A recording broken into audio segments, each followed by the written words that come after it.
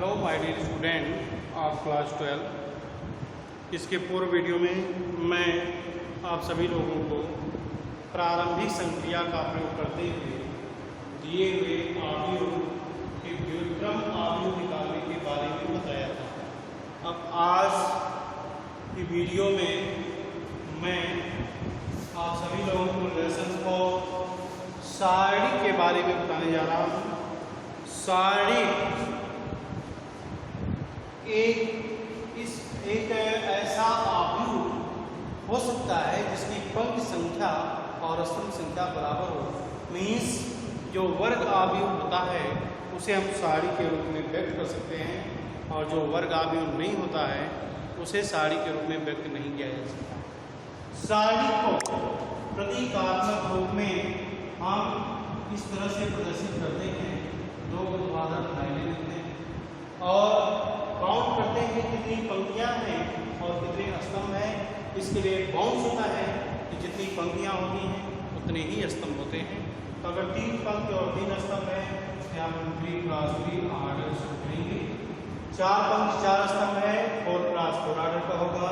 मैंने पंक्ति संख्या क्रॉस स्तंभ संख्या उस सारणी की कोट को व्यक्त करता है। 3 क्रॉस 3 ऑर्डर की सारणी में 3 पंक्ति और 3 स्तंभ होगा। हम 3 पंक्ति इसमें ले रहे हैं और 3 स्तंभ।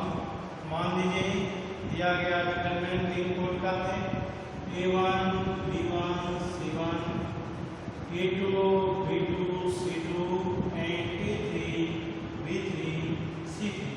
यह 3 कोटि का सारणिक है। किसी भी सारणी का संख्यात्मक मान होता है जबकि आव्यूह का कोई संख्यात्मक मान नहीं होता है। आगे वाले चैप्टर में इसको बताया। किसी भी सारणी का जो संख्यात्मक मान होता है तो हम उस संख्यात्मक मान की गणना कैसे कर सकते हैं, उसकी गणना करने का प्रोसेस हम सारणी के किसी भी पंक्ति या स्तंभ के अवयव को लेते हुए उसे उप सारणी में परिवर्तित करके हम उस सारणी का मान ज्ञात कर सकते हैं। तो सारणी का मान ज्ञात करने के लिए यदि हम पहली पंक्ति का यूज करते हैं, फार्मूला आपको पता होगा -1 पावर r + c होता है। यही निर्धारित करता है कि कौन सा सारणी पॉजिटिव होगा और कौन सा नेगेटिव होगा। पंक्ति संख्या और स्तंभ संख्या का जोड़फल अगर विषम आता है तो वह नेगेटिव होगा और सम आता है तो पॉजिटिव। जैसे इसका पहला अवयव देख रहे हैं पहली पंक्ति पहले स्तंभ का, पहली पंक्ति पहले स्तंभ का A1 है, इसको लिखेंगे A1। फिर उपसारणी बनाएंगे क्योंकि ये पहली पंक्ति पहले स्तंभ का है। पहली पंक्ति पहले स्तंभ का अवयव है जो कि इसके अकॉर्डिंग देखा जाए -1 to power 1 + 1 -1 to power 2 that is 1 ये पॉजिटिव आएगा, क्योंकि पंक्ति संख्या और स्तंभ संख्या का जोड़फल हमें सम संख्या प्राप्त होती है। ऐसे कंडीशन में ये पॉजिटिव लिया जाएगा। अब हम जिस अवयव को बाहर लेते हैं उसके संगत पंक्ति और स्तंभ छोड़ देते हैं। रेस्ट एलिमेंट जो बचते हैं वो जिस ऑर्डर में होते हैं उसी ऑर्डर के नीचे उतार लेते हैं उप सारणी के रूप में। तो आपको मिलेगा B2 C2 and B3 C3। इसके बाद पहली पंक्ति का दूसरा अवयव B1। अब B1 देखिए ये पहली पंक्ति का है, दूसरे स्तंभ का है। 1 2 3 विषम आ रहा है, ऐसे कंडीशन में नेगेटिव किया जाएगा। फिर उप सारणी बनेगी B1 की संगत पंक्ति और स्तंभ छोड़ देंगे A2 C2 A3 C3 A2 C2 A3 and C3। इसके बाद तीसरा एलिमेंट लेंगे C1 जो कि पहली पंक्ति और तीसरी कॉलम का है। 1 3 4 10 आएगा, C1 दिया जाएगा और सारी बनेगी। तो यह कॉलम और पंक्ति छूटेगा A2 B2 A3 B3 A2 B2 A3 B3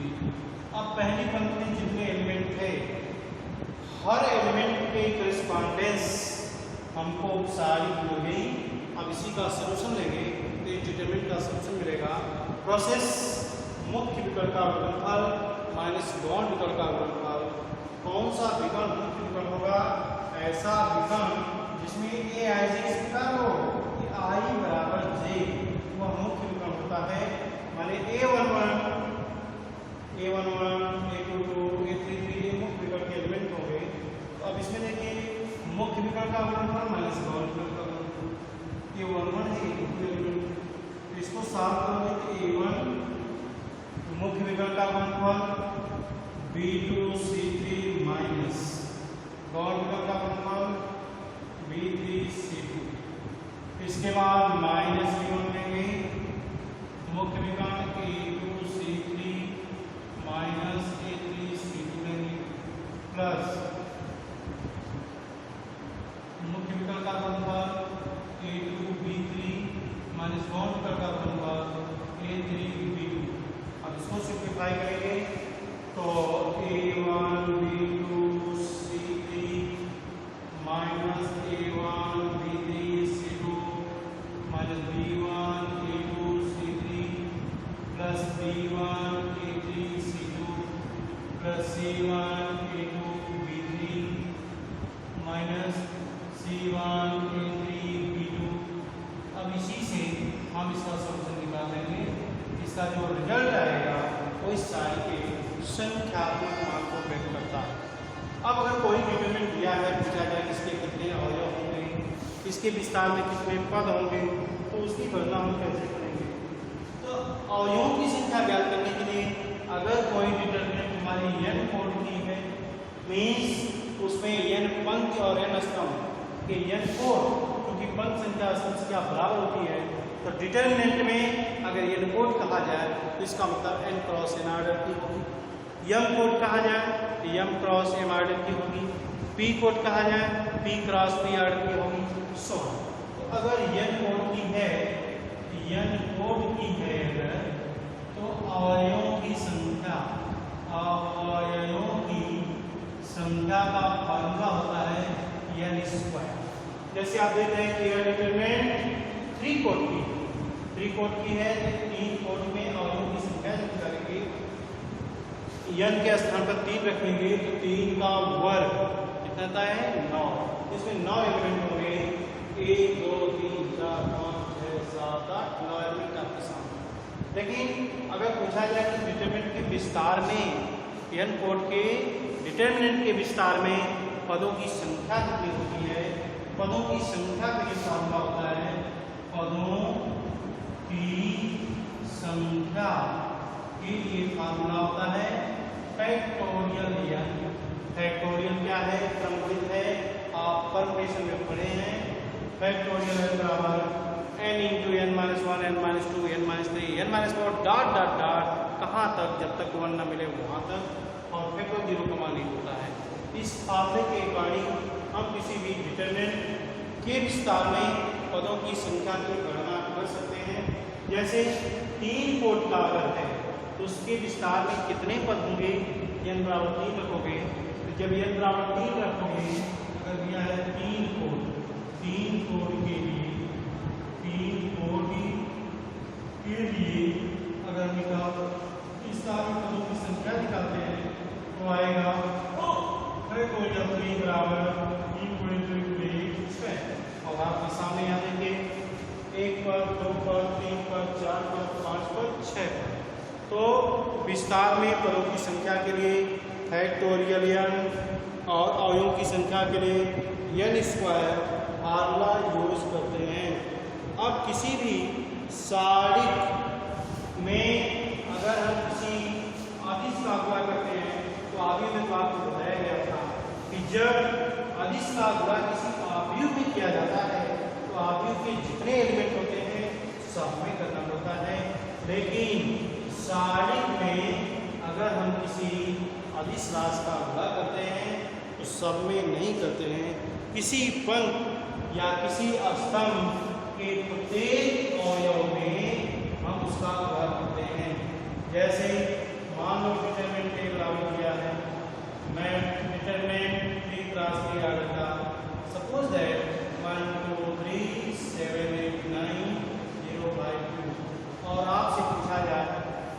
determinant 5 times determinant क्या होगा, माने अगर इसमें 5 का गुणा कर दें तब डिटर्मिनेंट क्या होगा, उतना ही ना उसका संख्यात्मक मान हो जाएगा।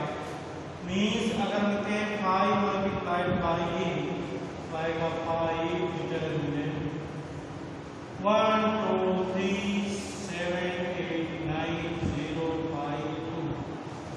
अब 5 से मल्टीप्लाई कर देंगे जितने एलिमेंट होंगे सब में, ये आएगा 5 10 15। देखिए पहली पंक्ति हो गया 7 8 9 0 5 2। मीन्स किसी भी अवयव का अगर हम गुणा करते हैं तो उस सारणी के किसी एक पंक्ति या किसी एक स्तंभ के जितने एलिमेंट होते हैं उन सभी एलिमेंट में उसका गुणा कर देते हैं, न कि प्रत्येक अवयव में उसका गुणा। और एक्सरसाइज 4.1 इसी से रिलेटेड है कि कोई डिटरमिनेंट दिया जाएगा और पूछा जाएगा इस डिटरमिनेंट का मान ज्ञात कीजिए। जो अभी भी फार्मूला आपको बताया है प्रोसेस कि आप किसी एक पंक्ति या स्तंभ के संगत उपसारिकों के मानों के बीजगणितीय जोड़फल को सारिणी का मान कहते हैं। जैसे पूछा जाए कि a बराबर डिटरमिनेंट 7 0 5 2 1 8 3 2 5 3 क्लास में आगे का है। अब पूछा जाए कि इसका संख्यात्मक मान क्या होगा, मीन्स इस सारणी का मान क्या होगा। तो मैं आपको बताया कि आप किसी पंक्ति या किसी स्तंभ के अवयवों के संगत उप सारणी का मान निकाल करके और उसमें अवयव का गुणा करके उसका बीजगणितीय जोड़फल लेंगे। जो बीजगणितीय जोड़फल होगा वह उस सारणी के मान को व्यक्त करता है। चाहे आप पहली पंक्ति को लेकर विस्तार कीजिए या दूसरी पंक्ति को या तीसरी पंक्ति को या पहले कारक को या दूसरे कारक को या तीसरे कारक को इसी फार्मूले के कार्य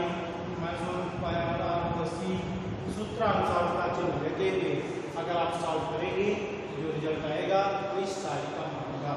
मान आप डिटरमिनेंट देगा सारणी का मापा। तो यहाँ पे देखिए 7 0 5 2 1 8 3 2 5। अब हम मान लीजिए दूसरी पंक्ति को लेकर के विस्तार करना है। दूसरी पंक्ति को लेकर विस्तार करेंगे, पहला एलिमेंट 2 मिलेगा और आप देख रहे हैं पहला एलिमेंट जब 2 है यह दूसरी पंक्ति लेकिन पहले कॉलम का अवयव है तो 2 ये 3 विषम -2 दोगे सारी। अब सारी बनाओगे तो ये पंक्ति छूट जाएगी, ये स्तंभ छूट जाएगा 0 5 2 5 0 5 2 5। अब आगे बढ़ेंगे तो दूसरा एलिमेंट क्या मिलेगा, ये दूसरी पंक्ति दूसरी कॉलम का है 2 2 4 प्लस हो जाएगा, एक लिखेंगे फिर सारी बनाएंगे। अब एक के संगत जो पंक्ति होगी और स्तंभ होगा छूट जाएगा, पंक्ति छूटेगी स्तंभ छूटेगा 7 5 3 5 7 5 3 5। अब तीसरा एलिमेंट इसका 1 है जो कि दूसरी पंक्ति और तीसरे कॉलम का 2 3 5 विषम है माइनस लिया जाएगा तो सारी बनाएंगे। अब 8 के संगत एक पंक्ति छोड़ेंगे, 8 के संगत स्तंभ छोड़ेंगे तो 7 0 0 उसी 8 में करेंगे 7 0 3 2। जो सारी 3 कोट की थी अब वह 2 कोट में बन गई। जब सारी 2 कोट में हो जाती है इसका फॉर्मूला होता है मुख्य विकल्प का गुणनफल माइनस गौण विकल्प का गुणनफल, ये आएगा -2 टाइम्स 0 गुणे 5 -2 गुणे 5 प्लस 1 7 गुणे 5 -3 गुणे 5 -8 7 गुणे 2 -3 गुणे 0। अब इसको सॉल्व करेंगे, ये आएगा -2 टाइम्स -10 प्लस 1 टाइम्स 7 बचे 35 -15 -3 टाइम्स 7 बचे 14 -0। अब इसको सॉल्व करोगे तो 10 गुना 20 20 पॉजिटिव और ये आएगा 35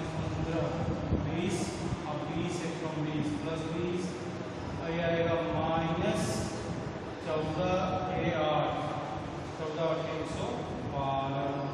अब इसको हल करोगे क्या आएगा? 40 माइनस 112। 112 में से 40 घटाओगे नेगेटिव आएगा, क्योंकि 40 में से 112 घटाना नेगेटिव आएगा। अब अधिक अधिक में से कम घटाओगे, 2 में से 3 घटाओगे तो 2 आएगा, और 11 में से 4 घटाओगे 7 आएगा, -72 आ गया। तो यह साड़ी का संख्यात्मक मान -72 होगा। अब इसी से रिलेटेड एक क्वेश्चन है 4.1 में। 4.1 का क्वेश्चन नंबर 6 देखिए, लिखा है निम्नलिखित साड़ी का मान ज्ञात कीजिए, और 3 कोड का है, तो फार्मूला तो यही है जो अभी बताया।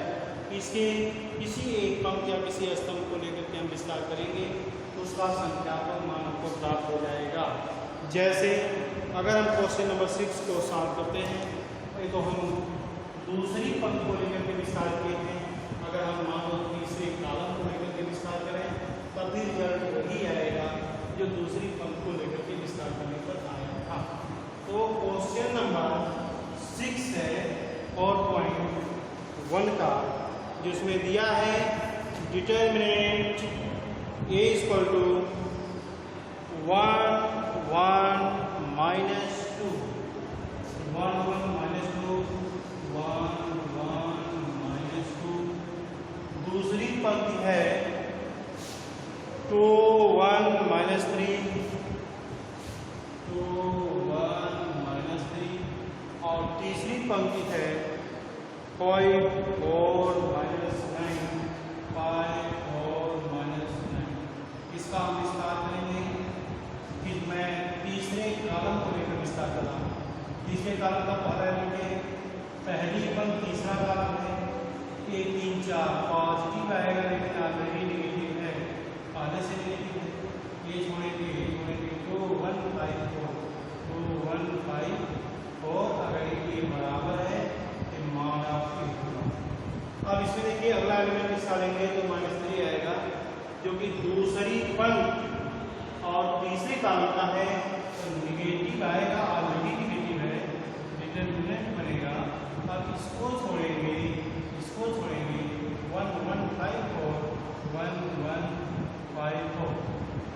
नेक्स्ट एलिमेंट -9 है, जो कि तीसरी पंक्ति तीसरे कॉलम का है, तो इसके 3 3 6 पॉजिटिव, ऑलरेडी नेगेटिव, उपसारिक बनेगा, और ये छूटेगा और ये छूटेगा, 1 1 2 1, 1 1 2 1। अब यह सारी जो 3 कोड की सारी थी कन्वर्ट हो गई 2 कोड में। अब हम क्या करेंगे, वही फार्मूला मुख्य विकल्प का गुणनफल माइनस गौण विकल्प का गुणनफल सूत्रानुसार हम इसकी गणना करेंगे। तो मुख्य विकल्प में आप देखिए 2 4 है, माइनस इसका हम क्या करेंगे, 2 4 8 -5, माइनस माइनस प्लस 3, और इसका आएगा 4 -5 -9, इसका आएगा 1 -2। अब इसका सोल्यूशन आएगा -2 × 3 + 3 × -1 -9 × -1, तो आएगा -6 -3 + 9। अब 9 6 15, देखिए 9 है और ये नेगेटिव है, ये आएगा -9 + 9 9 9 कैंसिल। इसका रिजल्टेंट हमको 0 प्राप्त हुआ है। अगर पूछा जाए क्या इसका इन्वर्स संभव है, तो याद रखिएगा यह अव्युत्क्रमणीय होगा। इसके संगत जो आव्यूह बनेगा वह अव्युत्क्रमणीय आव्यूह होगा। इस आव्यूह का व्युत्क्रम आव्यूह नहीं ज्ञात किया जा सकता है। क्यों? क्योंकि मापांक 0 है। किसी का मापांक 0 आएगा तो वह अव्युत्क्रमणीय होगा, मीन्स उसका इन्वर्स नहीं ज्ञात किया जा सकता है। अब हम इसी एक्सरसाइज में 4.1 एक्सरसाइज में ही आव्यूहों की समानता के आधार पर अज्ञात राशि के मान की गणना, मतलब अगर 2 सारी बराबर दिया हो तो उसकी समानता के आधार पर अगर उसमें कोई चर है तो हम उस चर के मान की गणना कैसे करेंगे, उसी से रिलेटेड क्वेश्चन है। जैसे डिटरमिनेंट मान लीजिए 2 + 2 ऑर्डर का है और उसमें कोई वेरिएबल है, एक दूसरे डिटरमिनेंट के बराबर है जो उसी कोड का है। 2 + 2 ऑर्डर का डिटरमिनेंट लीजिए, इसमें मान लिया 3 और 5x, यानी कि 2 कोड का एक डिटरमिनेंट है। मान लीजिए इसके बराबर कोई डिटरमिनेंट दिया है, क्या दिया है, डिटरमिनेंट 1 5 6 9 और आपसे पूछा जाए कि what is the value of x, माने इसमें जो वेरिएबल है x उसका मान क्या प्राप्त होगा, इसके मान की गणना हम कैसे करेंगे। तो देखिए आगे भी तो आपको बताया गया था कि अगर समानता है, ऑर्डर बराबर है, संगत एलिमेंट बराबर होना चाहिए। लेकिन अगर उस प्रॉपर्टी से इसको आप याद करेंगे x बराबर 1 x बराबर 9, x के 2 वैल्यू प्राप्त होंगे, इसलिए हम क्या करेंगे, सारणिक प्रॉपर्टी से इसका मान निकालेंगे।